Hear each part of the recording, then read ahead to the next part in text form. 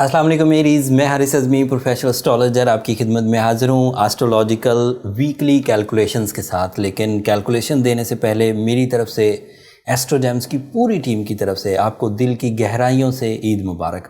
ये ईद से पहले आखिरी वीडियो है वीकली, एंड देन फिर वीडियोज़ ईद के बाद आएंगी, तो मेरी तरफ से ईद मुबारक आपको इन एडवांस।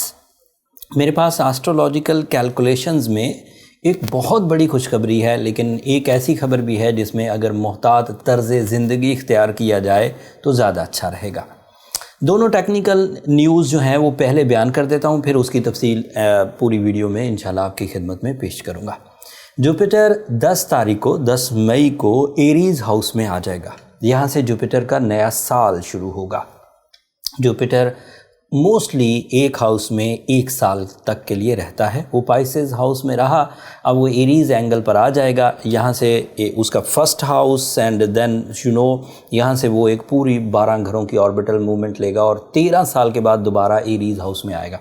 अभी एरीज़ और पाइसेस के दरमियान घूमता रहेगा, यहीं पर वो रेट्रोग्रेड होगा और यहाँ पर डायरेक्ट भी रहेगा, फिर कुछ अर्सा दोबारा पाइसेस में जाएगा। लेकिन बहरहाल अब उसके नए बिहेवियर्स सामने आएंगे। तो इसकी तफसील एरीज़ के लिए वो किन किन सेक्टर्स को फ्यूल अप करता है, किन किन सेक्टर्स में वो आपके लिए आसानियाँ पैदा करेगा, वो मैं तफसील अभी बयान करूँगा। अल्लाह ताला की इस मखलूक को, सोलर सिस्टम में इस ऑब्जेक्ट को हमने बहुत दफ़ा ऑब्ज़र्व किया है और उस ऑब्ज़र्वेशन से एरीज़ को प्रॉफिट्स ही होंगे। मैं तफसील बयान करूँगा। मरकरी सेम डेट को 10 तारीख को जेमिनी एंगल पर रहते हुए ही रेट्रोग्रेड हो जाएगा। जेमिनी एंगल पर वो बहुत ताकतवर था, 9 तारीख तक ताकतवर रहेगा भी, बट 10 तारीख को वो फिर रेट्रोग्रेड होने के बाद, as you know, retrogression is a weak behaviour of any planet. जब भी कोई प्लैनेट रेट्रोग्रेड होगा तो वो वीक बिहेव देता है। एंड वीक बिहेव का मतलब है कि वो जिन जिन फ्यूल्स के लिए मशहूर था या जिन जिन सपोर्ट्स के लिए वो एरीज़ के लिए मशहूर था, वो सपोर्ट्स कुछ दिनों के लिए, वो मदद कुछ दिनों के लिए रुकेगी। जिस एंगल पर जुपिटर जा रहा है उस एंगल पर वीनस भी है, तो उनकी आपसी कम्बिनेशन से भी कुछ एडवांटेजेस मिलेंगे। ये अब सब तफसील इस वीडियो में बयान करता हूँ। टेक्निकल साइड मैंने इसलिए बयान कर दी कि जो ज़रा प्रोफेशनल लोग हैं, जो एस्ट्रोलॉजी को ज़रा समझते हैं या जो फॉलो करते हैं, उन्हें पहले ही पता लग जाए। अब मैं आम फहम के लिए इसे आपकी खिदमत में पेश करता हूँ। इस वक्त मरकरी 3rd एंगल पर आपके लिए परफॉर्म कर रहा है। ये जो वीक मैं इस वीडियो में डिस्कस कर रहा हूँ, ये 3 मई से 10 मई तक है, 7 दिनों के लिए। तो 3 से लेकर 9 मई तक तो मरकरी अच्छा है। इस दौरान अगर किसी स्टूडेंट के एग्ज़ाम्स हैं, अगर किसी को फैमिली वेलफेयर करनी है, अगर किसी को कोई डॉक्यूमेंट साइन करना है, अगर किसी को कोई मुकदमेबाजी से निमटना है, अगर किसी को अपनी कोई तोहमत रिज़ॉल्व करनी है, इंसल्ट रिज़ॉल्व करनी है, नाराज़गी ठीक करनी है, तो this is the right time कि आप 9 तारीख तक बग़ैर हेजिटेशन के कर सकते हैं। ग्रहण के कुछ असरात मैंने एस्ट्रोलॉजिकली बयान कर दिए थे 30 तारीख से। अगर रमज़ान सीज़न ना होता, उस दिन ताक रात ना होती, तो फिर मे भी उसके कुछ इम्पैक्ट्स आते। लेकिन वो पार्शल ग्रहण था, एक तो वो वीक ग्रहण कहलाता है, मतलब वो पूरे सूरज को नहीं था।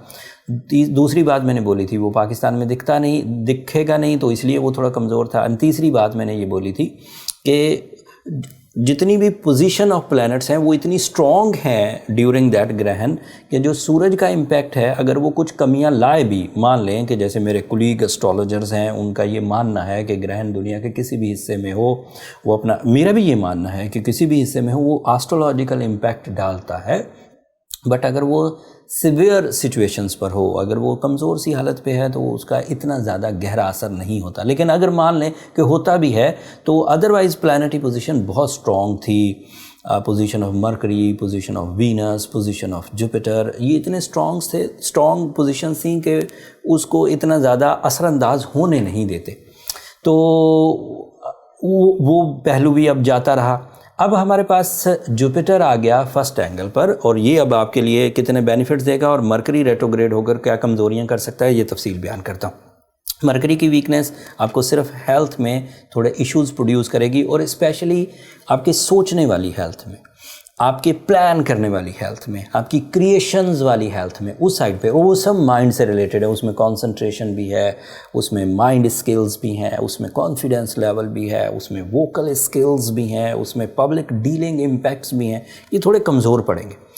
बट अगर कोई एरीज बहुत स्ट्रॉन्ग है अपने काम में और अदरवाइज़ उसने अपनी ज़िंदगी में बहुत कुछ बना रखा है, कॉन्फिडेंस बना रखा है, ब्रेवरी बना रखी है, इज़्ज़त बना रखी, कमाई है, उसने सब चीज़ें कमाई हैं, सेहत कमाई है, इज़्ज़त कमाई है, इवन मटीरियली भी वो स्मूथ है, तो फिर ये मरकरी का इम्पैक्ट ज़्यादा असरअंदाज नहीं होगा।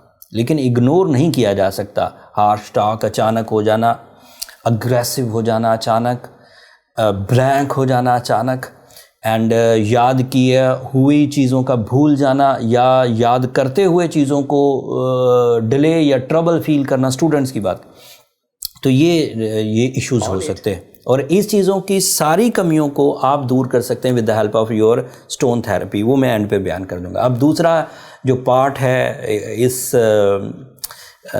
वीक का, वो है जुपिटर का आपके फर्स्ट एंगल पर आना। जुपिटर पिछले 12 साल में आपके फर्स्ट एंगल पर नहीं आया Aries. This is first time after 2010। So 2010 के बाद you are again lucky by the support of Jupiter. Lucky factor असल में जुपिटर प्रोड्यूस नहीं करता, जुपिटर चीज़ों को फास्ट कर देता है। तो हम उसे समझाने के लिए लकी कहते हैं कि भाई सोचा हमने कुछ था और आया कुछ ज़्यादा है, तेज़ी से आया है, तो it means it is a luck factor. तो इनडायरेक्ट ये एक लकी फैक्टर है, बट डायरेक्टली ये लकी नहीं, ये enhancement of your performances, enhancement of your rewards है। तो इसे हम लकी कहकर लोगों को समझाने के लिए आसान कर देते। बट ये एस्ट्रोलॉजिकल इस्तिलाह है, मतलब आपने अगर परफॉर्मेंसेस की हैं तो उन परफॉर्मेंसेस के रिजल्ट्स अच्छे आएंगे, तेज़ आएंगे, तवक्कुआत से बढ़कर आएंगे, मुस्बत आएंगे, ईजी होंगे, लॉन्ग लास्टिंग होंगे। जुपिटर के पहले घर में आने से जो एडवांटेजेस मिल सकते हैं, पहले वो सुनिए।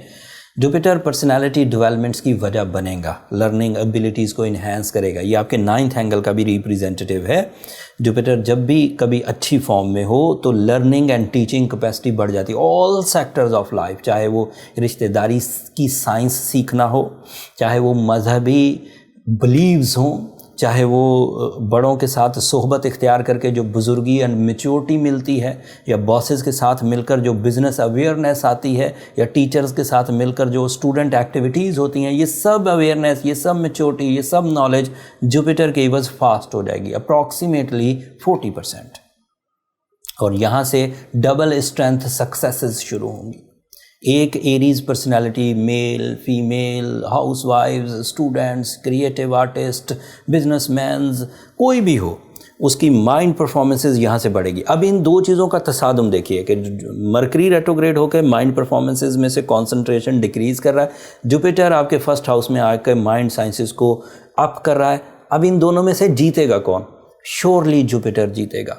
Jupiter is big one, fast, effective, reliable.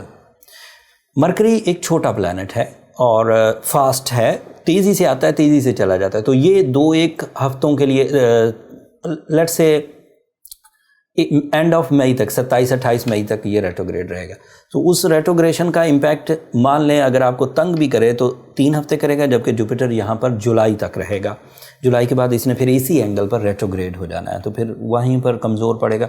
लेकिन बहरहाल इस वक्त आपको अगर कोई कमी आई तो सिर्फ कुछ हफ्तों की आएगी, लेकिन अगर ग्रोथ आई तो गैर मामूली होगी, कम से कम 40% होगी और आप कोई परफॉर्मेंसेस को ऑलमोस्ट डबल कर देगी। ये मैंने जुपिटर एंड मरकरी का इंडिविजुअल फिनोमिना समझा दिया। अब जिस जगह जुपिटर है वहाँ वीनस भी है।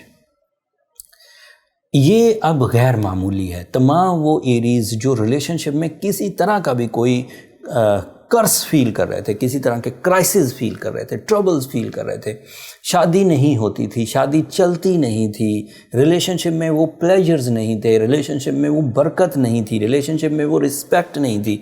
सो जुपिटर एंड वीनस का आपसी मर्जर इस सब चीज़ों को इन्हांस कर देगा। एंड इस दौरान जुलाई से पहले अप्रॉक्सीमेटली 7-8 जुलाई तक तो ये डायरेक्ट है, और वीनस तो कुछ ही हफ्ते होगा इसके साथ, लेकिन इस दौरान किए हुए डिसीजन आपको गैर मामूली रिलेशनशिप प्लेजर्स देंगे। वीनस अकेला वहाँ पर ब्यूटी लविंग नेचर प्रोड्यूस कर रहा है। वीनस अकेला फर्स्ट एंगल पर आपकी अट्रैक्शंस डेवलप कर रहा है, तो इससे शादी का लेट होना ख़त्म होगा। Timely life partnership decision with successful behave in the future ये पॉसिबल हो सकेगा। मेरिट्स पर डिसीजंस होंगे, डिसीजंस आपकी खुशियों का बायस बनेंगे और बहुत सारी चीज़ें हैं, बट बात बहुत लंबी नहीं करते। इन द फ्यूचर मैं इस पर मज़ीद बात करने वाला हूँ। अभी रमज़ान चल रहा है, ज़्यादा लंबी बात नहीं करते। जो दीगर प्लैनेट्स हैं वो उसी तरह पिछले हफ्ते की तरह ही बिहेव कर रहे हैं, तो उनकी बिहेवियर से जो आपको एडवांटेजेस मिल रहे हैं वो उसी तरह मिलते रहेंगे। अगर आप अपने अंदर कुछ कमी मरकरी की रेट्रोग्रेशन की वजह से महसूस करें या आपको फैमिली के मेंबर्स की तरफ से कुछ कंप्लेंट्स लाहक होने लगें, तो ये इम्पैक्ट ऑफ मरकरी है, रेट्रोग्रेशन का प्रॉब्लम है। तो इससे ब्लू सफ़ायर से ये कवर हो जाएगा। This is proper journal remedy. इससे बहुत केस हल हो जाते हैं। जो जर्नली डिस्टर्ब होते हैं लोग, वो इससे ब्लू सफ़ायर से रिकवर हो जाते हैं। साथ में सूरह शम्स पढ़ी जाए, वो बहुत उम्दा है। ताक रातों में अगर आपने ऑलरेडी सूरह शम्स पढ़ते रहे हैं तो उससे बहुत बड़े रिजल्ट्स आएंगे। ये आपको फ्यूचर में भी बहुत काम आएगी। 2023 का बेस बन रहा है ये। 2023 में ये मत भूलिएगा सैटर्न 12वें घर में जाएगा, तो वो आपके लिए कुछ ट्रबल पैदा करेगा। तो इसी ये लास्ट रमज़ान था, रमज़ान का आखिरी अशरा था जो आपको सैटर्न के 12वें घर में जाने से पहले पहले मुयस्सर था। इसी वक्त अपने आप को स्पिरिचुअली आपने बैलेंस करना था। मैंने ये बातें बहुत पहले बयान कर दी थी, उम्मीद है अभी आपने कर लिया होगा।